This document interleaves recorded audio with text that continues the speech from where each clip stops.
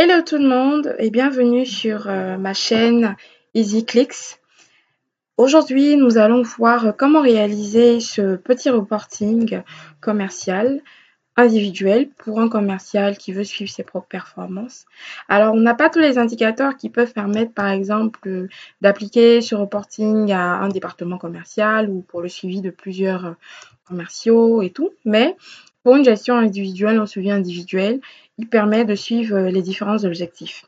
Alors, vous avez en l'occurrence ici deux objectifs, un objectif mensuel de chiffre d'affaires de 20 millions et un objectif de marge qui est de 15%. Et nous allons, à partir de cet exemple qu'on a, pouvoir réaliser ensemble ce petit reporting de vente personnel pour un commercial. Voilà.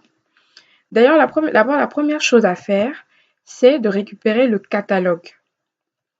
Le catalogue dans toute entreprise que vous avez, vous avez un catalogue. Vous avez la codification de tous les articles qui sont vendus, la désignation des articles et le coût de revient. Ici, en l'occurrence, on a le coût de revient, mais parce que c'est une entreprise où le coût de revient, le commercial doit se tenir à 15% de marge et il a comme prix de base le coût de revient du produit. Donc, c'est une entreprise qui est, vous allez voir, laser, scan, imprimante, qui est dans le domaine du matériel bureautique et tout. Donc, voilà, c'est le catalogue. Vous pouvez demander à la comptabilité ou à un administrateur de vente de vous tirer le catalogue ou en tout cas de pouvoir tirer le catalogue des principaux articles que vous allez vendre si le catalogue est vraiment très full. Alors ici, vous allez remarquer que nous avons catégorisé, on a catégorisé les ventes en 11 catégories. Alors ces 11 catégories, nous allons essayer de pouvoir les relier à chaque produit. Donc pour chaque produit, essayez de lier une catégorie. Donc nous allons faire une colonne catégorie. Voilà, pour pouvoir inscrire ici la catégorie de chaque produit qui va nous permettre après de pouvoir synthétiser, comme vous le voyez, tout le chiffre d'affaires, la marge et tout par catégorie. Voilà. Ici, l'outil que je vais vous présenter ou qui est le plus intéressant pour vous, ce sera d'utiliser une liste déroulante. Une liste déroulante que vous aurez seulement à cliquer sur la liste pour choisir la catégorie qui vous intéresse. Alors, on va s'inspirer de ces catégories-là, imprimante, serveur, fax et tout. Comment faire une liste déroulante? Alors, vous choisissez les catégories que vous voulez, qui vous intéressent, ou les catégories de vos produits, les catégories que vous souhaitez distinguer. Vous avez les imprimantes, par exemple, scanner, appareil photo. Vous les listez, vous pouvez les lister à côté du tableau tranquillement. Appareil photo, téléphone. Par exemple, je vais m'arrêter là. Alors, etc., etc. Vous pouvez continuer et tout. Comment faire? Alors, la liste déroulante, on veut qu'elle apparaisse dans la colonne D. Alors, on sélectionne la colonne D. Vous sélectionnez cette colonne. Vous allez aller dans Données, Données, Validation des données. Et vous cliquez encore sur Validation des données. Ici, vous allez avoir des options qui vous demandent quels sont les critères de votre validation de données. Vous allez aller dans ce listing, cette petite liste qui s'affiche, et choisir liste, parce que c'est bien une liste déroulante qu'on veut faire. Ensuite, comme deuxième critère, on vous demande la source de vos données. La source, vous allez juste cliquer dans le panneau d'affichage et aller sélectionner toute la plage en fait des différentes données, des différentes catégories que vous avez choisies. Donc vous les sélectionnez, vous allez les voir en surbrillance là, et vous allez cliquer sur OK. Dès que vous cliquez sur OK, vous allez voir que dans votre colonne, vous allez avoir voilà, la liste déroulante qui s'affiche et qui vous permet facilement de pouvoir affecter une catégorie à chaque produit.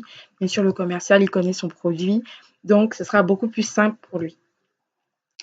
Alors, imaginons que vous voulez augmenter les éléments de votre liste déroulante. Par exemple, vous voulez ajouter tablette, vous voulez ajouter laptop, par exemple. Vous sélectionnez toujours la colonne D. vous allez aller dans Données, encore, Validation des données, à nouveau Validation des données, et votre liste apparaît, les critères de votre liste apparaissent. Ici, vous vous êtes arrêté, vous avez la plage de données qui concerne uniquement imprimante jusqu'à téléphone. Donc, moi, ce que je fais, c'est que je supprime. Vous resélectionnez à nouveau toute la plage de données complète qui contient toutes les données que vous voulez. Ou au pire, ou au mieux, ce que vous pouvez faire, c'est de sélectionner une plage plus longue. Comme ça, après, vous pouvez compléter cette plage sans souci. Donc, vous mettez OK. Automatiquement, dans votre liste déroulante, vous allez voir ici tablette et laptop qui apparaissent. Et même les espaces vides que vous allez laisser apparaissent. Donc ici, par exemple, si j'ajoute, par exemple, je dis n'importe quoi, papeterie, et je vais encore dans ma liste déroulante, et ben j'ai papeterie qui va s'afficher là, puisque j'ai vraiment pris large dans ma plage de données. Voilà, et ça vous permet de catégoriser les produits et ce qui va vous permettre d'aller vite. Vraiment, on va voir par la suite comment ça va vous aider pour arriver à cette synthèse de vos ventes. Ensuite, pour aller vite, bien sûr, on a déjà réalisé ce catalogue, on a déjà dispatché et fait correspondre toutes les catégories et tout à chaque produit, à chaque article. Donc, voilà le résultat qu'on a au final. Voilà mon petit tableau que j'ai fait là. Voilà, pour aller vite.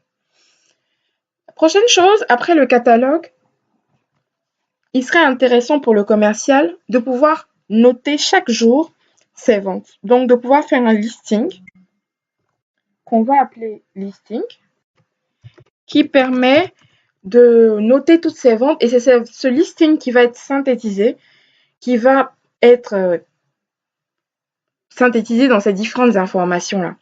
Ce listing et toutes les données qu'il va remplir au quotidien ou en tout cas régulièrement, périodiquement, de ces informations, de ces ventes, de ces marges, vont permettre de pouvoir se déverser et synthétiser toutes ces informations. Donc, comme information qu'on peut avoir dans le listing, ici dans nos données, on a quoi? Février, mars, donc on a des données de date. On va mettre la date. Deuxième information qu'on peut mettre, c'est le client. Ici, par exemple, on a mis le top 10 clients ou le top client. Voilà. Donc, on va mettre le client. Ensuite, on va mettre les informations maintenant qui concernent les produits qui sont vendus. Donc, vous voyez, dans le catalogue, on a le code, la désignation, le coût de revient, la catégorie. Alors, ici, il serait intéressant pour que, à chaque vente, à partir de la facture, par exemple, qui va être produite et remise au client, que le commercial puisse noter toutes ces informations et à partir du code, par exemple, pouvoir retracer tout pour ne pas avoir à saisir toutes ces données et aller vite. Donc, on va mettre le code, la désignation, la catégorie,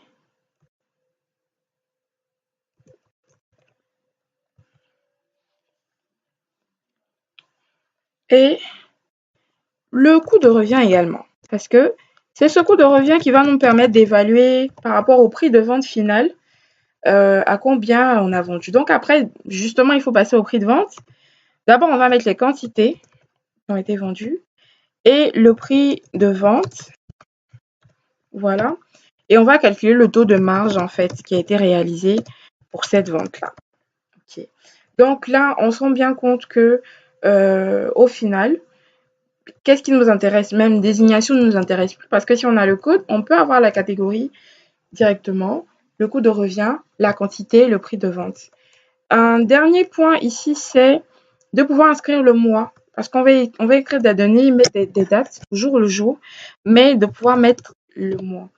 Ce qui est intéressant, c'est que si c'est possible que le commercial puisse tirer ces données chaque semaine, par exemple chez l'administrateur des ventes ou l'administratrice des ventes ou auprès de la comptabilité, qui puisse extraire ces données pour lui, mais ça ira vraiment beaucoup plus vite.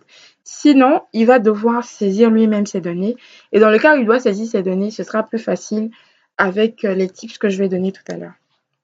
Alors, tout à l'heure, quand j'ai utilisé mon tableau, vous avez vu que quand j'ai rajouté une colonne, eh ben, la mise en forme s'est faite automatiquement. Pourquoi? Mais grâce à ce qu'on appelle la mise sous forme de tableau. Ici, avec toutes les informations que j'ai là, je peux utiliser cette mise en forme sous forme de tableau. C'est cette mise en forme qui va me permettre de faire un tableau croisé dynamique avec toutes mes données. C'est le tableau croisé dynamique qui est la base de ces synthèses d'informations et de reporting que je vais faire. Selon votre niveau, vous pouvez être avancé ou vraiment dans votre utilisation d'Excel ou débutant.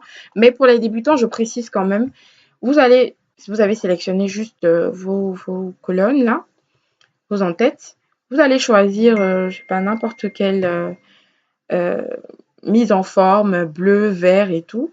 Voilà, on va prendre du jaune par exemple. Ici, vous avez une fenêtre qui sort. On se dit où se trouvent les données de votre tableau. OK? Alors, les données sont là. On va étendre même parce que notre tableau, on va mettre plusieurs données. Et on vous demande est-ce que votre tableau comporte des en-têtes? Vous cochez OK. Voilà. Donc, automatiquement, vous allez avoir votre mise en forme qui est là. C'est très jaune, mais bon, voilà, c'est l'exemple que je voulais vous montrer. Et à partir de là, vous pourrez faire votre tableau de croisée dynamique. Au quotidien, ce qui va se passer, c'est que vous allez remplir, par exemple, je vais mettre la date. En l'occurrence, ici, le 1er janvier, donc je tape 1er janvier 2017 ou le 3 janvier. Vous allez mettre le nom du client. Donc ça, c'est des informations qui sont sur la facture. Mais vraiment, c'est laborieux de pouvoir remplir toutes ces données-là. Ce que je vais faire, c'est que j'ai créé une liste déroulante qui, à partir du code du produit, va vous permettre de dégager toutes ces informations, le code, la catégorie, le coût de revient. Vous n'aurez qu'à renseigner la date, le client, la quantité et le prix de vente. Et pour toutes les autres colonnes, on va mettre une formule. Donc, on va avoir deux formules. On va avoir la formule index mois et on va voir la formule recherche fait. Voilà. Donc, d'abord, on va commencer ici par mettre une liste déroulante. Vous mettez une liste déroulante. Vous allez dans Données. On va sélectionner ici Données, validation de données, liste. Et maintenant, la source. La source, on va directement dans notre catalogue où on a la liste de tous les codes, de tous les articles qui sont là. OK. Donc, immédiatement, vous avez les codes et tout. Mais bon, il n'y a rien vraiment de spécifique qui se passe. Donc, vous allez voir à quoi je veux en venir. La suite, c'est la catégorie. On a la catégorie dans notre catalogue. On ne va pas reprendre encore une liste déroulante. Ce qu'on va faire, c'est qu'on va faire une recherche, utiliser la fonction recherche V qui va aller rechercher dans notre tableau catalogue la catégorie qui correspond à ce code donné. Qui va aller rechercher aussi le coût de revient qui est dans notre catalogue qui correspond à ce code donné. OK? Donc, vous écrivez recherche et Excel est magique. Hein, vous avez les fonctions qui s'affichent recherche V. Vous allez cliquer sur recherche. La fonction recherche V cherche une valeur dans la première colonne à gauche d'un tableau, puis renvoie une valeur dans la même ligne à partir d'une colonne spécifiée. Par défaut, le tableau doit être trié par ordre croissant. Donc, vous cliquez sur recherche V. Maintenant, la valeur que vous cherchez, c'est le code, bien sûr. Et vous allez aller rechercher cette valeur-là dans une table matrice, qui est notre table de catalogue, ici. Et comme on a déjà travaillé, on va partir de notre catalogue déjà tout fait. Ici, on va aller ici, dans notre table, sélectionner toutes ces tables, qui est notre table à matrice. Ensuite, on nous demande de mettre l'index, le numéro d'index de la colonne. Ici, la catégorie est dans la deuxième colonne de notre tableau. Donc, on va mettre, je reviens ici, la catégorie est dans la quatrième colonne de notre tableau. 1, 2, 3 et 4. Donc, je résélectionne encore cette colonne, cette table matrice. Ensuite, je vais indiquer le numéro de la colonne catégorie, qui est le 4. Et ensuite, on vous demande de mettre vrai ou faux. Est-ce que vous voulez que cette fonction trouve tout élément qui concorde approximativement ou bien une correspondance exacte. Moi, je veux une correspondance exacte. Donc, je vais écrire faux. Voilà. Et je termine par la parenthèse. Voilà. Automatiquement, vous allez voir que chaque fois que vous allez cliquer ici et sur un code, il va afficher automatiquement la catégorie correspondante. C'est presque magique. Voilà. On va faire la même chose pour le coût de revient. Donc, on va utiliser la recherche V également. Le code comme référence aussi.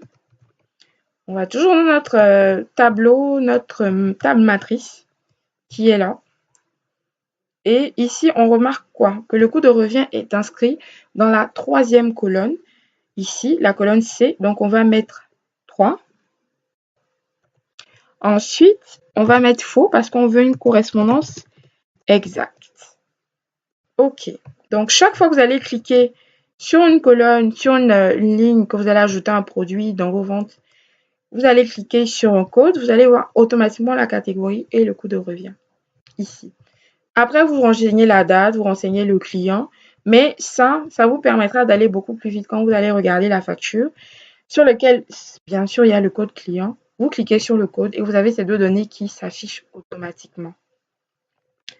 Vous indiquez la quantité, 2 par exemple ici. Le prix de vente, c'est le prix de vente réel parce que vous avez un coût de revient qui est la base et vous devez y affecter une marge.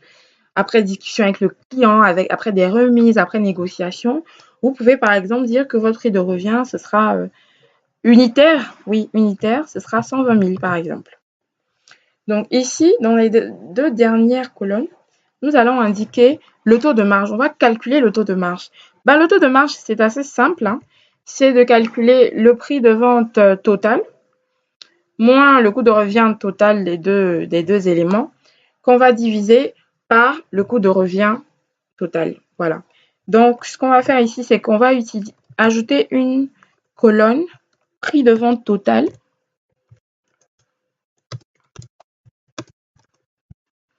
OK, qui va multiplier le prix de vente unitaire par la quantité. Voilà, donc vous aurez le prix de vente ici. Quand vous mettez une formule, justement, l'avantage de ce tableau, cette mise en forme de tableau, c'est que elle va se dupliquer en même temps sur toute la colonne. Ensuite, vous allez essayer de calculer votre taux de marge. Votre taux de marge, comme j'ai dit, ça va être le prix de revient total qui est là, que vous allez faire la différence avec votre coût de revient. Sauf que notre coût de revient ici, il est unitaire. Donc, vous multipliez votre coût de revient par la quantité.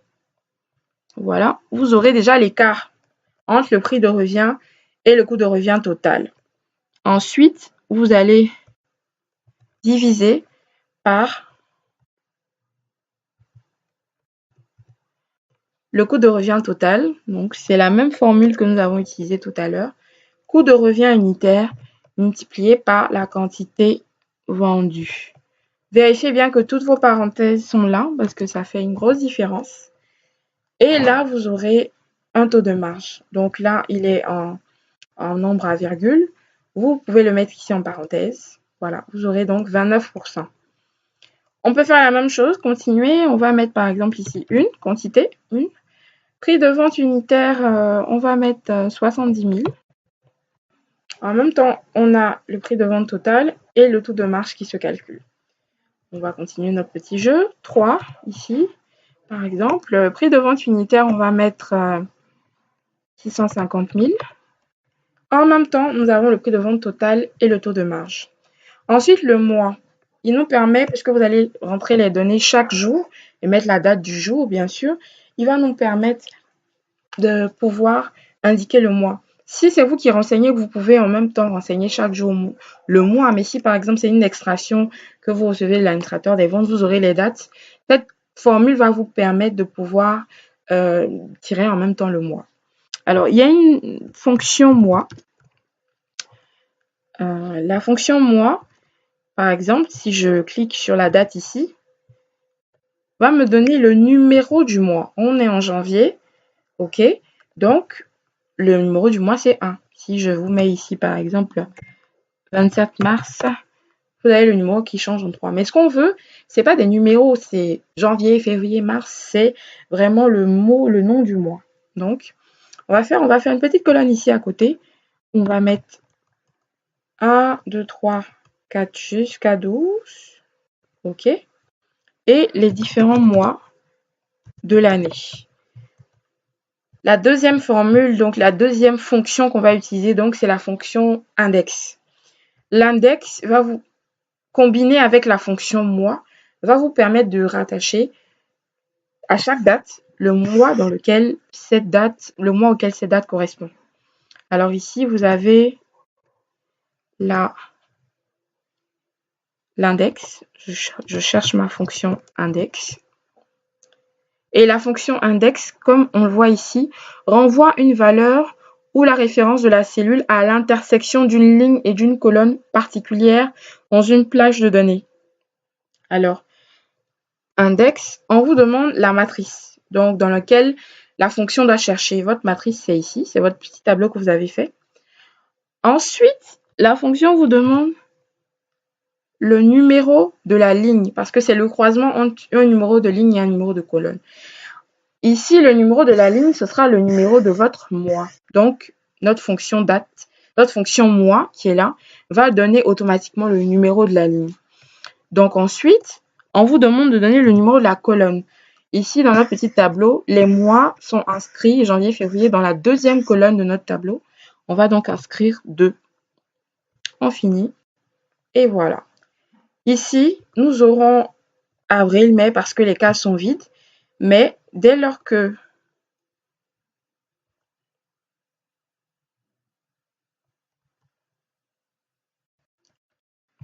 voilà, donc le mois ici, vous aurez la fonction date qui va permettre de pouvoir et tout. Un petit bug sur ma date, mais ça arrive, donc on va regarder ensemble qu'est-ce qui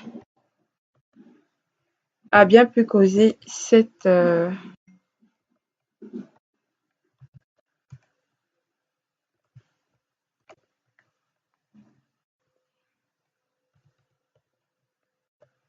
voilà.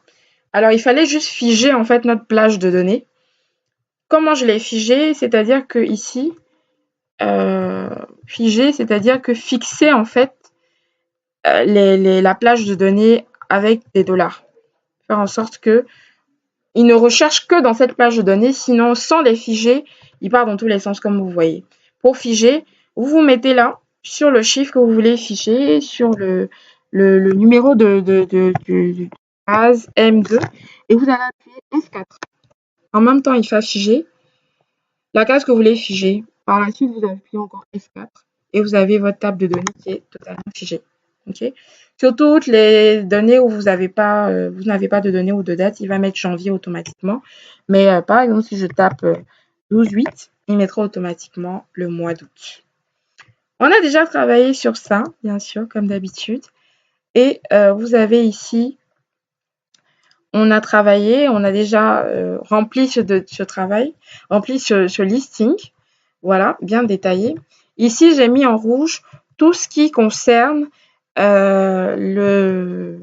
les formules, toutes les colonnes dans lesquelles tout est généré par les formules. Voilà. Donc voilà, c'est ça, c'est à ce travail qu'on veut arriver. Avant de commencer à exploiter ces données, il faut pouvoir les ranger, il faut pouvoir les classer. Et c'est ce que nous avons fait pour le moment. Alors ça, c'est la première partie de la vidéo. Dans la deuxième partie de la vidéo, nous allons voir ensemble comment on arrive à ça. C'est un peu long, mais c'est intéressant à faire. Dès que vous réussissez à faire la première partie, n'hésitez pas à m'envoyer des messages, des commentaires pour que je puisse publier la deuxième partie. Merci et bon entraînement.